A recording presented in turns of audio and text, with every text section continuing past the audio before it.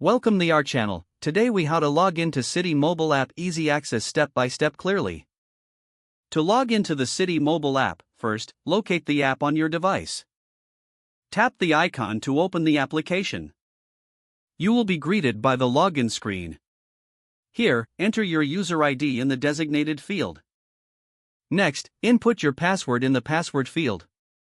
Ensure that both your user ID and password are correct. If you want to see the password you've entered, you can tap the eye icon. Now, look for the login button and tap it. If this is your first time logging in, look for a prompt to register your device. Follow the on-screen instructions to complete the device registration process. Once logged in, you will have access to your account overview. If you forget your user ID or password, there are options to reset them on the login screen. Follow the prompts for recovery, using the email or phone number associated with your account. After successfully logging in, explore the features available in the Citi mobile app. If you encounter issues during the login process, tap on the help link for assistance. Remember to log out when finished to ensure the security of your account.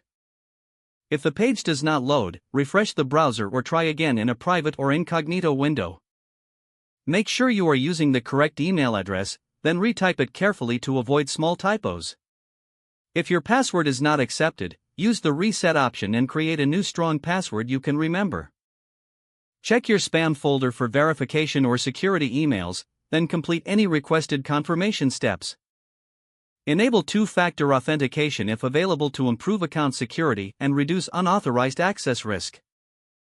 After signing in, review your profile details so your contact information and settings are accurate and current. If you see an error message, note it down and try again after restarting your device and internet connection.